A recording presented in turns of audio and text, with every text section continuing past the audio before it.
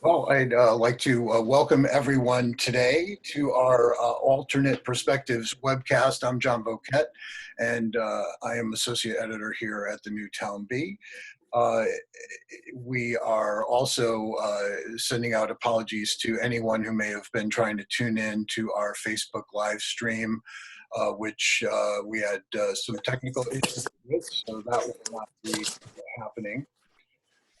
So at this point, I do want to move forward and recognize that in 2019, after the latest Fairfield Hills Master Plan review panel unanimously recommended including possible mixed-use development for the Fairfield Hills campus that could include limited rental housing, a series of information sessions were held, culminating in a virtual event that was hosted by the Bee earlier this month to help make a final determination on how to move forward with the review committee recommendation. The Legislative Council, in cooperation with the First Selectman's office, crafted an advisory question that's now on the ballot.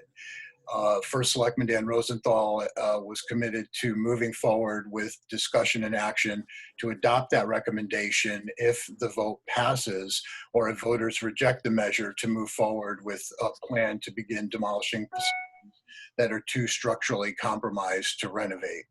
So the ballot's language states, should the town of Newtown consider commercial proposals at the Fairfield Hills campus that include a housing component, provided that a housing component would be limited to no more than 2 of the existing buildings, and that the renovation is consistent with the architectural vision for the property.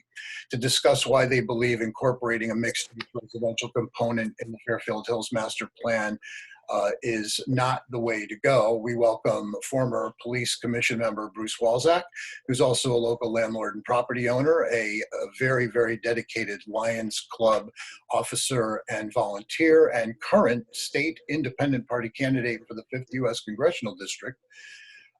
We have former Legislative Council member and First Selectman Pat Llodra, former Board of Finance and Council member Kelley Johnson, former Finance Board Chairman, Selectman, and Borough of Newtown Warden, I call him Papa Hemingway, James Gaston, and former Booth Library Board and Fairfield Hills Authority Chairman Robert Jerk. Welcome, everyone. And we're going to get started with Bob and Kelley talking about campus surveys. Folks, have at it. Okay, thank you very much to the Bee for hosting this, and to you, John, for being the moderator. I wanted to cover in this section, and I'll do it very briefly, the history and the background on Fairfield Hills. First, a little bit of history on me relative to the property. I served for over 9 years on the Fairfield Hills endeavor, first as chairman of the ad hoc committee that developed the 2005 master plan, and then as chair of the Fairfield Hills Authority for 5 years. So I have a fair amount of background and perspective on the property, both as serving as well as from a personal point of view. Relative to the history, I think that it's important to understand that the original purchase of the property in 2001 was in the response to aversion by our citizens relative to the campus being turned into primarily residential housing. So that was a precipitous of the 2001 purchase of the property. That was followed by forming an ad hoc committee, which spent a year and a half gathering information from the town. And just for to give you how extensive that was, that during that period of time, the ad hoc committee had 26 meetings. There were 3 community workshops. There was 1 legislative council review, and there was also an open house tour of the property. So I think that by any measure, the outreach and the input of the public was very extensive. It resulted in a master plan that had permitted uses, and I think the point here is that housing, along with several others, were non-desirable permitted uses for the campus, and that was incorporated in the plan. The other point I want to make is that through updates to the plan, this sentiment regarding housing has remained consistent. In other words, the public has not supported as a desirable use housing on the campus. And that even includes the last survey, which I know the survey question results were ignored by the Master Plan Committee, and they made their recommendations in spite of what the survey said. I think, and we're going to cover this later, but the point is we've now been 18 years of public input relative to housing and mixed use development, including housing to be a non-desirable use on the campus. The economic and social benefits of this current effort circumvents, in my opinion, documented aversion to housing, and also are misstated and misleading. And later in this presentation, you'll hear from one of my colleagues here regarding our views in terms of the economics of this endeavor. Equally important, and it's been shown and written in some letters, is that this advancement of mixed-use apartment component to the campus will forever change the character of the campus and the long-standing vision of it serving civic, cultural, recreation, and social needs of our community. And I'd like to close by one of the main themes in the 2005 Master Plan, which stands to this day. It is, the plan is based on the philosophy of achieving identified community goals while not precluding decisions by future generations. The community has expressed through numerous reviews and surveys that they would not see as a desirable use, mixed use apartment component on the campus. Also, you'll hear later, much has been accomplished since our purchase of this property. And in my opinion, we must stay the course and not succumb to short-term decisions that are inconsistent with the past and future vision of this priceless town asset. Very good. Kelley, you have something to add? Yeah, we have 8 points that we want to cover. And I think Bob has done a really good job saying that every survey in the campus history has shown consistent opposition to housing.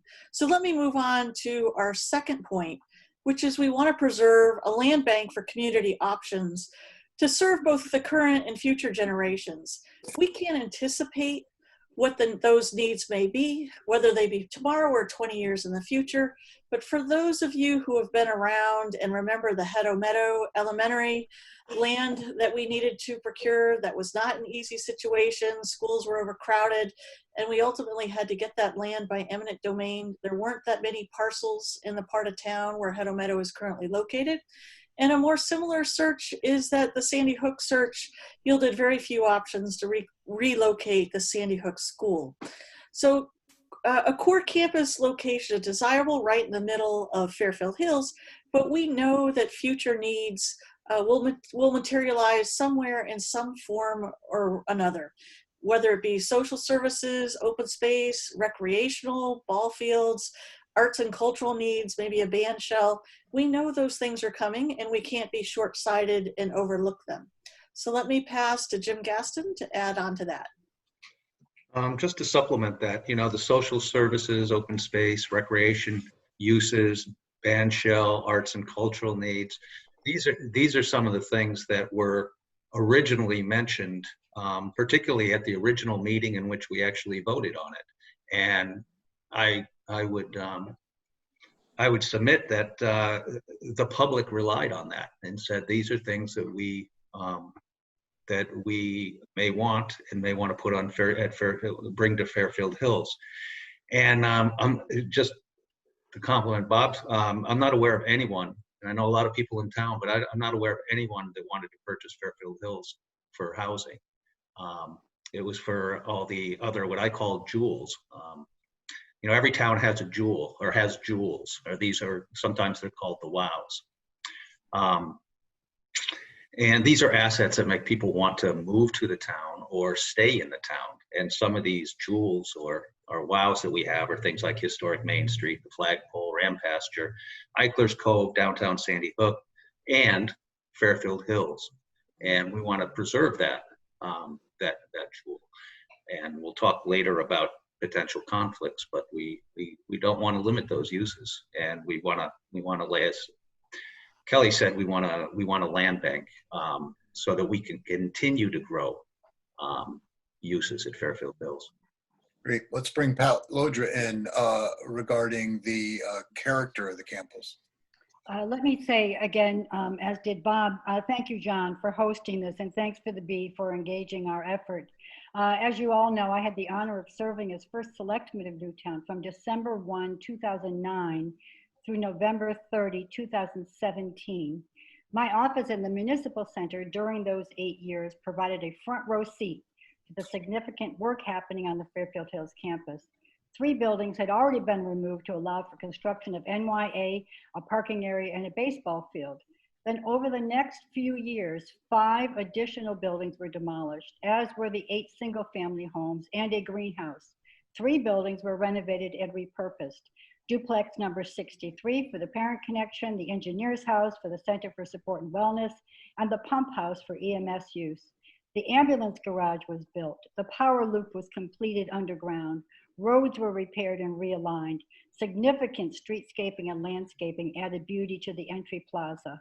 We added a soccer field, multi-purpose field, and extended the trails system more than a mile to wind through the campus for the enjoyment of walkers. We set in motion the community center, senior center, additional ball field and pub. And we worked with local conservation advocates to reduce invasive species and preserve areas of the high meadow for pollinators. All of this work was driven by the vision of the campus in its fullest expression to be the community's civic, social, recreational, and cultural center. We understood our charge as government leaders to be guided by the master plan, that buildings needed to be repurposed or demolished, that some commerce would eventually be developed over time, and that housing was not in the plan, having been rejected by the community multiple times. Our efforts were to create a campus of open spaces, beautiful vistas and facilities, and some commerce that served the needs and interests of the community, and which would distinguish us in very significant ways from other communities as we build our brand nicer in Newtown. Apartment buildings with large parking lots that threaten this vision. No matter how the proposal gets dressed up and refined and emphases are placed on the economics, I believe, and we believe, that the vision we hold dear and worked hard to effectuate cannot coexist with apartment buildings and parking lots as proposed by the developers. We would end up with a hybrid that satisfies no one, a place characterized by no real vision, compromised values, and diminished benefit as a community center. Thank you. And I'm going to pass this off on now to Bob, in case you wanted to add anything, Bob. Well, I think, Pat, you very eloquently described the concept and the vision for the campus. And I would just like to emphasize one point you made is that based on experience of many people, that it will be close to impossible to have mixed-use housing coexist with the other uses of the campus. It will only result in some significant conflicts as residents enjoy certain aspects of their residential life and it bumps up against the other uses of the campus, recreation, social, and civic. So I think that should be emphasized, that as written in a letter to the Bee last week, that it will become, highly likely become an impossible situation. All right, well, I'm on now. This is Bruce Walczak, and I'd like to take a couple minutes to discuss the advisory question itself. What does the phrase "consider commercial proposals" that includes a housing component, what does it mean, and how might commercial developers actually interpret this? Now, let's be clear, the commercial component does not say it has to advance the vision of the campus. It does not promote or require the concept of Main Street with retail stores on the first floor and apartments above. It does not require the commercial use to be open to the general public, nor does it say how much space should be devoted to the commercial space. Both developers proposed that the vast majority of the apartment buildings would be rental units, and some space might be considered for commercial. Commercial space could be a laundry room, could be a fee-based exercise room for tenants. It could be paid storage or even the building manager's office. The advisory question does not define what type of commercial space would be required, or how much space, or who might be able to use it. It clearly does not require retail space on the first floor and apartments above, creating a mainstream environment. It does not even require that the commercial space would be open to the public. It's possible that space could be for the sole use of the tenants for a fee. Voters are being asked to approve something so vague that it defies description and allows developers to control whether commercial space will contribute in any way to the campus or community. The advisory question clearly does not give you, the voters, any control over defining what commercial space will be under these proposals. It limits your option to the advisory question, and that's the only time you're going to get a voter type approval for any of these issues. Thank you. If I may, it's important to assert here, as all of you, especially Pat and Jim know, these advisory questions have to undergo rigorous review and have very specific parameters in terms of verbiage that need to be approved by the Secretary of the State's office. So I think it is important to acknowledge that sadly, the advisory questions cannot contain a lot of the caveats and details that might better serve the voter. And John, I certainly agree with that, but I did read most of the Legislative Council minutes about the question. Mm-hmm. And there was an acknowledgement on their part that they didn't want to put terms and criteria into the question that would limit options later in development.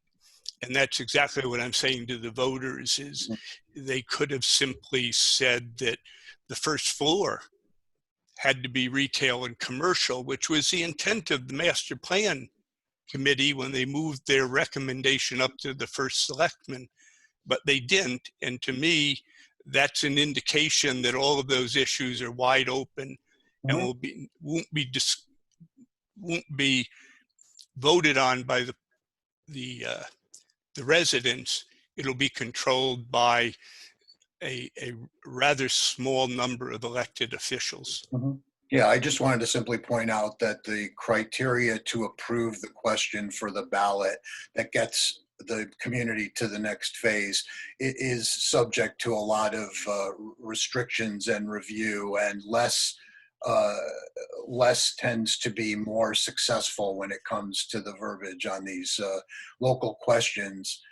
Well, let me weigh in here. John, you're absolutely right. I'm very familiar with the role the Secretary of State has in approving advisory questions. But I think one of the major points that Bruce is making is that the very vagueness of the question is in fact what gives us great caution. Sure. The interpretation or the application of that question is not under the control of our community. It's really under the control, it passes on to specific agents of the government, not community voice. That is the danger in a vague question, the danger to people who had one thought going in, and actually the interpretation of those that are the decision makers takes us to a entirely different direction. So you're both right, but the question in and of itself is so vague that it does present great caution to me and should to every voter in our community. Great. So was there further discussion in terms of the scale that may have been described in the B's information session that had the developers? Anything else about that? Well, I would just point out that one of the reasons we raised alarm about parking lots is that for the first time we began to recognize or began to hear in the developers discussion that it's not just the footprint of the building that we need to be concerned about, it's all the additional land that would be necessary to support the apartment building. And we can't dress it up. It's an apartment building that's being discussed. The apartment building comes with the need for ancillary services, including parking lots. Very good. There was also some discussion in that forum and questions that were submitted by the community regarding potential conflicts that could erupt between tenants and users of the campus who don't reside there. I understand you guys also want to tackle that issue. Yes. We believe inevitably there will be conflict between apartment residents and the public regarding campus use. And I know Will Rogers had a letter to the editor, and his quote was, he addressed this issue, and his quote was, "Moving to the nuisance problems are created when residential components are inserted into broader use settings." To me, the issue is to reword that. The issue is just not to create the problem before it becomes a problem. As I said, apartment residents will inevitably consider public use by other town residents to interfere with their living situations. And some of the examples that will take place will include lighting, noise, traffic, parking. And let me give you some examples. So for example, nighttime sporting events require extensive lighting. Now this lighting will probably shine into apartment windows. Nighttime activities, sporting activities, there is noise, and it may be after 8 o'clock.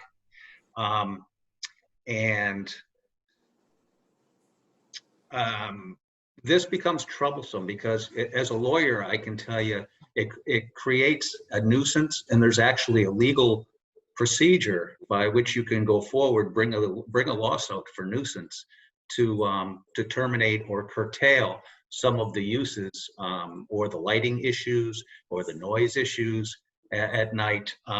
For example, there was extensive litigation that went on with abutting Fairfield property owners to Fairfield University because of their ball fields, their night sports, the noise, etc.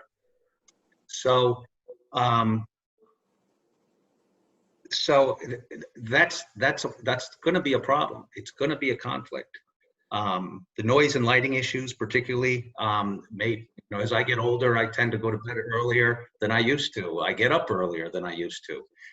This may pertain, if we have apartment complexes, to seniors, because there's going to be lights, noise, activity with respect to recreational. What happens if you're a young parent, you have babies, or you have young children, they need to get to bed. Again, you have nuisance issues. I know in the original plan, I believe it mentioned 8 recreational fields. I think 1 or 2 have been put in, but as we talked a little bit about the land bank, it's foreseeable that there'll be 1 or 2 additional fields that will be coming. Enrollments in the elementary schools are up. Newtown's having a land boom, or a house boom right now.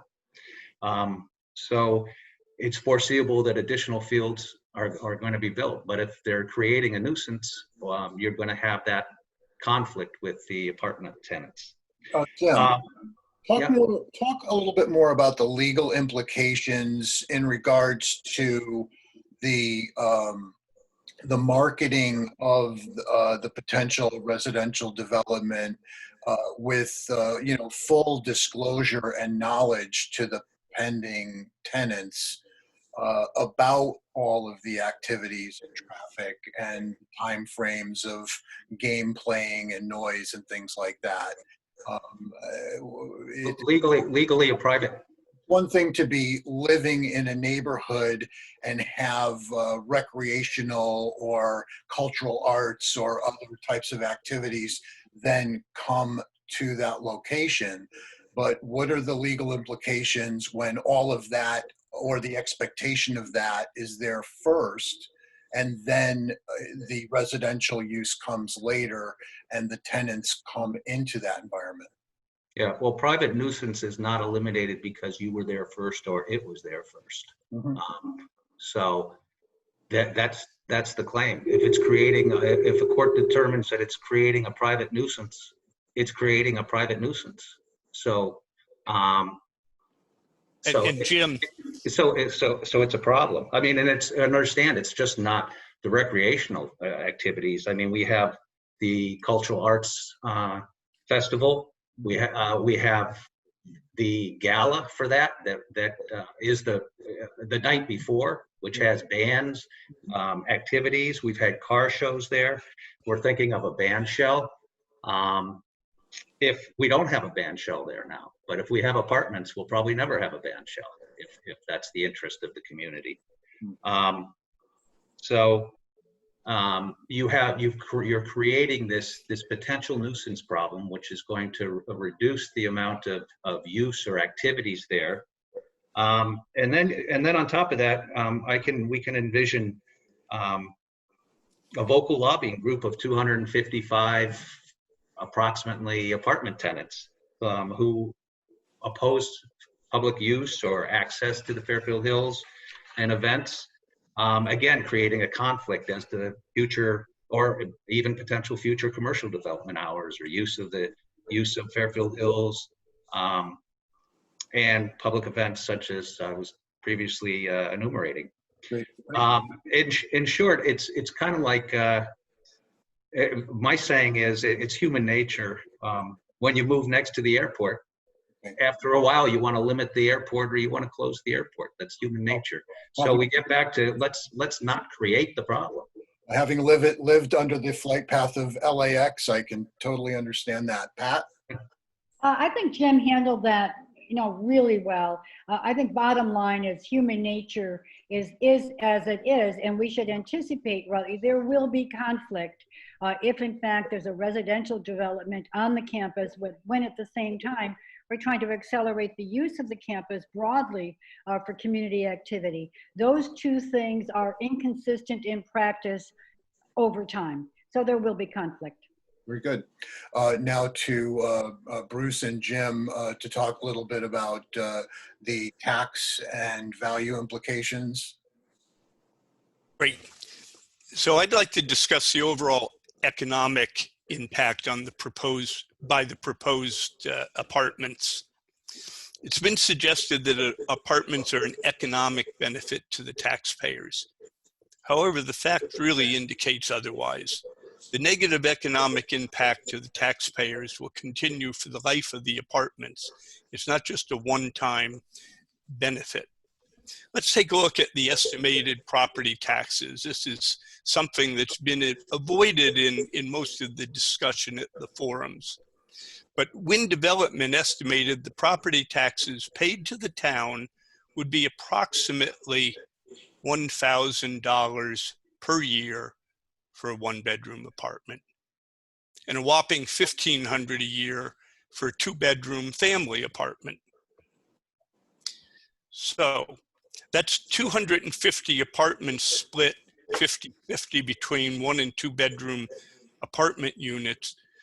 The two buildings would only pay $312,000 a year for 250 or 300 tenants. That hardly seems fair. As a matter of fact, the average portion of just the $43 million a year municipal budget per household in town is $4,387. The apartments will pay only 30% or a third of what everyone else is paying.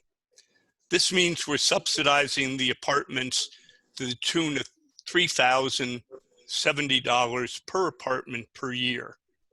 That's $670,000 subsidy per year. That doesn't include school children. If you make an assumption that only 10% of the units would have school children, the cost of educating at $19,000 a year, that's going to add another $475,000 in expenses, which the apartment units are going to pay none of.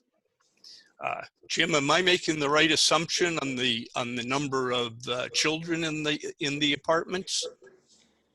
Actually, I think you're on the conservative end.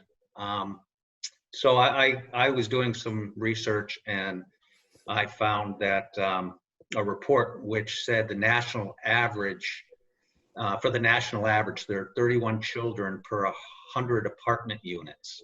So if there are 31 kids in the school, as opposed to 10%, that's maybe 3 times 31% as opposed to 10%. Your numbers may be underestimating it by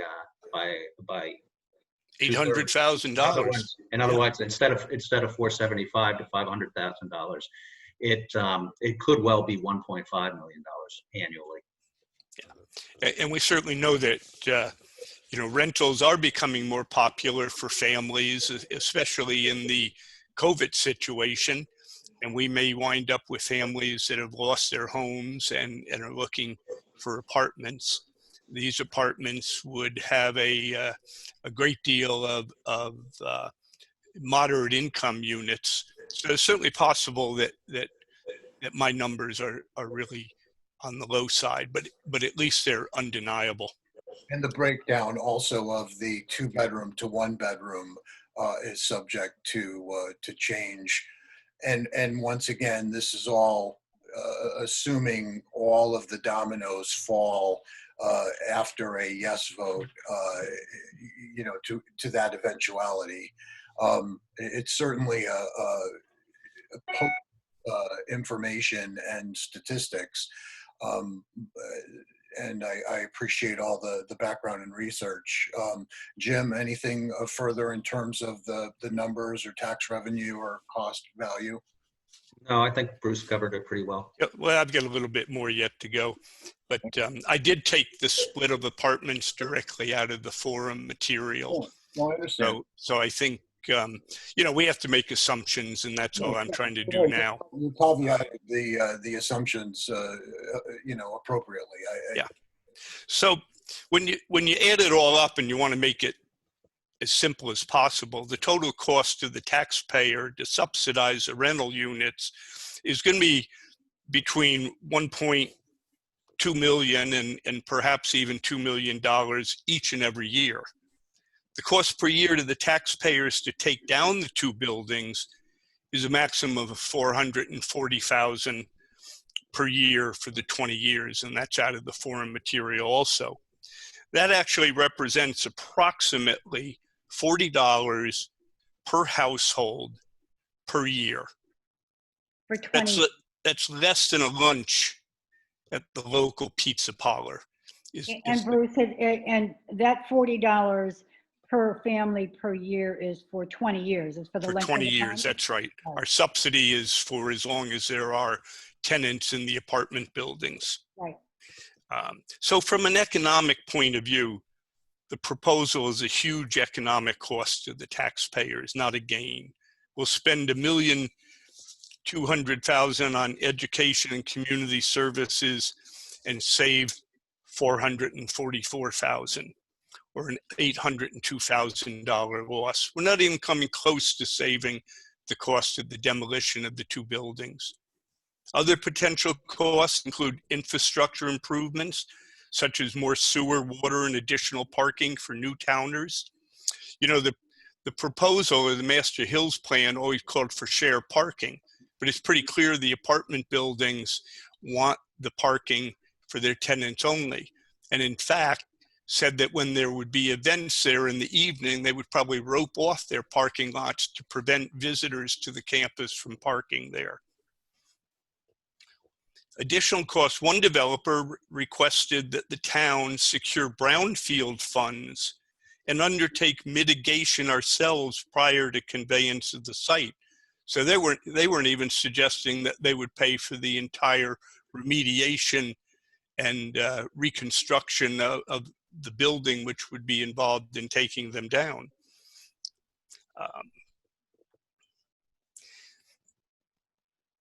Another suggested that they would want to move parking over to the field where the town spent $700,000 to demolish the building.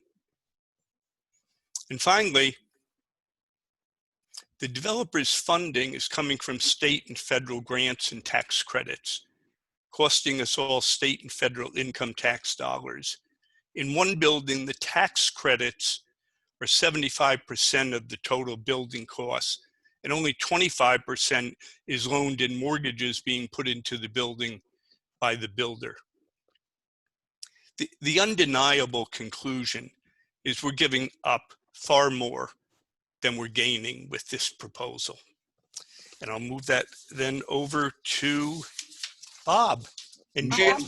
I'm just being, as a timekeeper, by my count here on my stopwatch, we have about 12 minutes to go with 2 sections. Well, we started a little late, so we're okay. Also, just wanted to assert at this point, just a reminder to anyone watching that the 2 developers who laid out some proposals in our last final information forum, once again, may not, in fact, either be involved with a future potential project.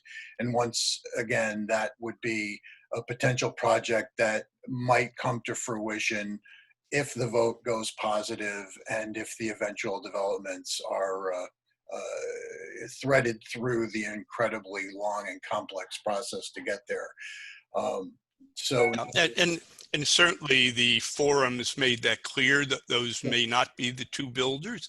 Matter of fact, there may not be any other builders, but they should choose to have both of those builders make their presentations as what they felt would be representative of what would likely be built on the campus.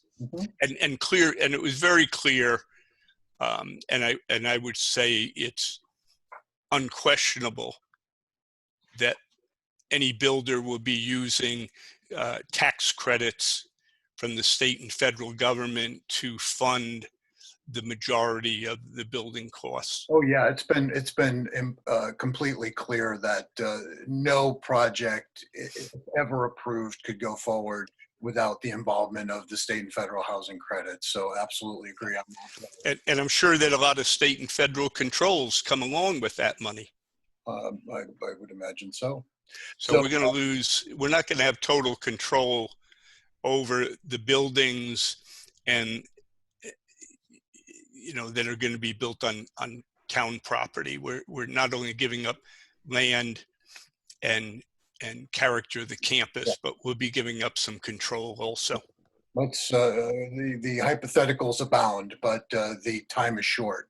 So Bob and Jim, if the advisory question is yes, there's a concern about no further opportunity for taxpayers to come back and get another bite at possibly turning down the proposal. Yes, that is true, John.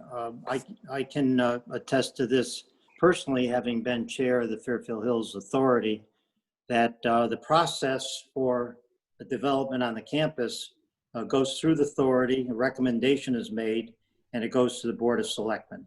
So I think this is a really important point that many taxpayers may not realize, that there's a very limited number of people that would be involved in analyzing, recommending, and passing on development, a mixed use apartment development at Fairfield Hills. That's just the way it's structured, and those are just clear facts. And I think it's really important, and Jim will also amplify on this, that individuals recognize that while they may be able to attend public meetings and make public comments, that ultimately the final decision rests with the Fairfield Hills Authority and the Board of Selectmen, no other elective body. Jim? And one appointed body and the other is an elected body, I think is another important point to make here. I concur with Bob. You know, this is a momentous decision, and you know the finalities. The public's not going to get to vote up or down any further on it or control it. You know, I'd also suggest a vote yes for apartment housing at Fairfield Hills. Really puts us on a slippery slope for even further housing and even less commercial and public use. I know the present referendum does specify a limited apartments to 2 buildings, but as sure as today is Tuesday, the question's going to be asked. what's after this, if this was approved, the question's going to be asked, what's one more building? Maybe we can put apartments in one more. And probably that question is going to be asked more than once. So a vote yes sets a risky precedent. And I think it puts us on, I think it puts us on a slippery slope. You know, interestingly, if 4 previous no's votes doesn't mean no, I have to ask, what does 1 yes vote? I hope it doesn't mean 4 yeses. Finally, this referendum is an advisory question. And I'd suggest that unless the vote for the apartments at Fairfield Hills is overwhelming in favor of them, that the apartments not go forward, as this would deeply divide the town on the issue. And why do we want to divide the town, especially in these times? As I think Bruce said, we're giving up a lot more than we gain. But I would also submit that we're giving up even more than if in the process we unnecessarily divide the town on this important compromise of a Newtown jewel. So I would strongly encourage a no vote. Very good. We've got about 3 minutes for final thoughts. Anybody? Yep. So my task is to wrap it up. So on behalf of the group, again, we want to thank you, John, for allowing us this time. Our group is disparate in experiences in politics. We came together with strength of passion and commitment that apartment housing on the campus is not in the best interests of Newtown. So some significant points raised by our conversation today. First of all, our community has consistently been opposed to housing on campus since the first master plan in 2005. That has not changed with the latest survey that was done, but the results of that survey have been ignored. Secondly, we believe that public land should be used for public purposes, not for private purposes. Another big point, there will be future needs. We don't know what they are right now, but we know we're smart enough and sophisticated enough to know that they will occur. And land banking was in the original master plan for good reason. Strategic long-range planning is smart for the town, and we ought to be doing it. Third point, apartment buildings and parking lots diminish the character of the campus. The campus adds quality to our brand right now, and will do even more if it is allowed to reach its potential. Another point, there's a significant absence of clarity about what is truly being considered as a mixed-use project for Fairfield Hills. We had one set of understandings, but have learned that there might be other sets of understandings. That lack of clarity is unfair to the public to ask us to vote on something we're unclear about. Another point, conflict between apartment residents and public uses will inevitably happen, resulting in compromised access for community members. There's lots of history on that in the legal profession. I think we ought to pay attention to that. And the economics are not persuasive. Tax revenue barely offsets the cost of municipal services, and additional costs are likely in order to educate children residing in the apartment complex. Finally, voters will not have any control over the specifics of an apartment building project if this advisory question is passed. Again, that's significant. The voters need to understand they're handing off the outcome to a group of people that for which we would have no resolute control. Again, thank you. This time of COVID has complicated and disrupted opportunities to truly engage and inform the public about all the issues and concerns related to this question. The points we raise here are drawn from our own government and life experiences as longtime Newtowners. We have a passion for Fairfield Hills and for the vision that captured our imaginations during all those months of community debate that preceded the purchase, and then helped frame the master plan of 2005 and all the subsequent master plans until this most recent iteration.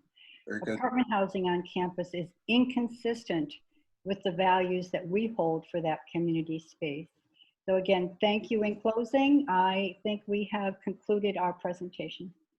Pat Llodra, Robert Geckle, Kelley Johnson, Bruce Walczak, And Jim, Gaston, thank you all for being part of this alternate perspectives launch. Perhaps this will be a thematic type of presentation we will continue entertaining and hosting when future questions appear in the community. Once again, for folks watching, the ballot language that you have either already perhaps rendered your vote on or will be asked to up until Election Day is, should the town of Newtown consider commercial proposals at the Fairfield Hills campus that include a housing component, provided that a housing component would be limited to no more than 2 of the existing buildings, and that the renovation is consistent with the architectural vision for the property. First Selectman Dan Rosenthal has said if the vote is positive, he will entertain recommending that component be added to the Fairfield Hills Master Plan. Thank you all for your time today, and we'll have this up on the Newtown Bee YouTube channel. And once again, apologies to anyone who may have tuned in to our attempt to try to go Facebook Live, which was not successful thanks to some sort of link-up problem with Facebook. So thank you all. Thank you, Thank John. you, John.